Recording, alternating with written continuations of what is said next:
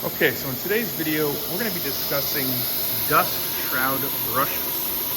Now, it's not the most important part of your entire system as far as mechanically and working, but it is one of the most overlooked. And typically what the problem is that when these get worn out or damaged or fall off, people tend not to pay too much attention. And then that's actually going to hurt you in the long run. Your whole shop's going to suffer because of the excess dust that's no longer efficiently getting sucked up through the system and into your dust collector. It's all staying on the table where you're going to have to blow off and send it through the rest of the shop. So how do we keep these brushes, which I've got a nice new set of brushes installed, how do we keep these looking good and in good condition? And that's what we're going to cover today. Okay, so the problem generally occurs when we've got a tool holder with a small tool, okay? So this small tool is up in the spindle, and this tool's got to come all the way down to the table or the material in order to engrave or cut. And so when that happens and your dust shroud activates, the dust shroud gets shoved into your workpiece or your table and starts to really rub up against your material, and it's going to prematurely bend these and wear them out or pull them off altogether. So that's the problem. I'm going to show you that right now. I'm just going to hit shroud down on my screen here, and then I'm going to move a little bit to the right, and you can see that shroud falls down.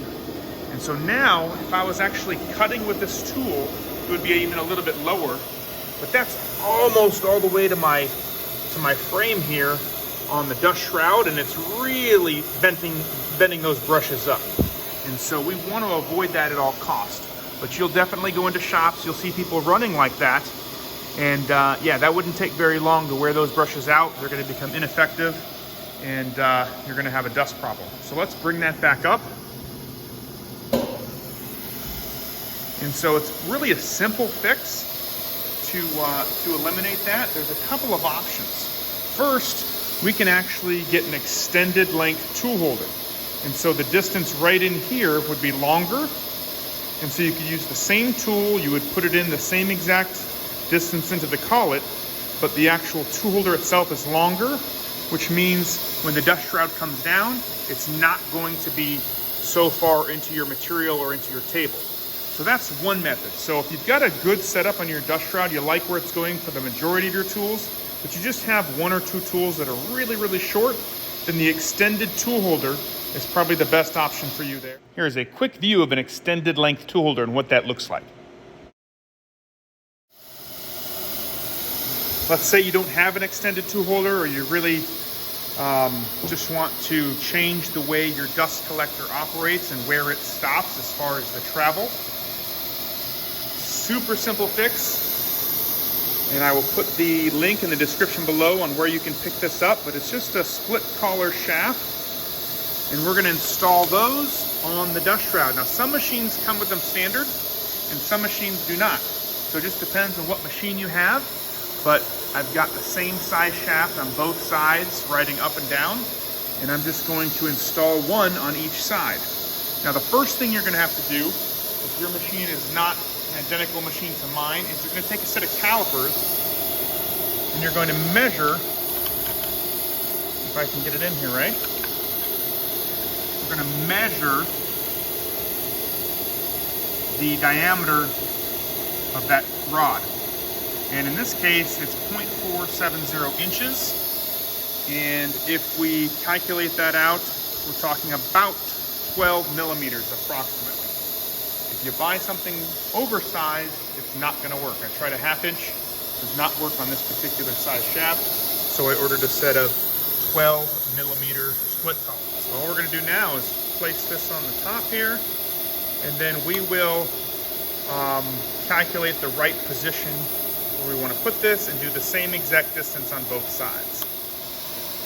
Okay, so after we have the correct size split collar, we're going to pick a spot to install them. And again, we're just going to measure the same distance on both sides and then install that approximately where we want, and then we can test to see where the brushes land and then make any adjustments as needed. So we've just finished doing that. We put those in the same position on both sides. And so now when the dust shroud comes down, it's going to be stopped right here. This is going to prevent the full travel. And this is now our new custom position where that shroud is going to stop. And so if we come over here and we click on shroud down right here, we now see nice and smooth. And now the brushes are just at our material to be engraved or cut, just above the table of the machine, and we're not going to have that excessive bending where we're sending that shroud all the way into the table. So that's a perfect setup. That's going to make our brushes last a long time. And then again, all we want to verify is that we don't have a bunch of spacing here on one side or the other. We want that force and that pressure to be equal on both sides. And so you can move your dust shroud up or down a few times to double check and make any minor adjustments as needed to move these up or down to match. But now they're perfectly in line. They're all set up. And again, that's much better on our brushes to have them just at or just above the table. Okay, so that's it for the quick tip today on installing a split collar on your dust shroud rods in order to prevent damage to your brushes. I hope this was helpful. If you liked this video, please consider hitting the like button and subscribing to our channel. That makes it possible for us to make more content in the future. And if you have any questions, any comments, please shoot those below. Again, I will provide you the link where you can grab these on Amazon today. And let me know if you decide to get some and install them. Put it in the comments below. What kind of machine do you have? And did you find this helpful for your machine? Thanks for watching.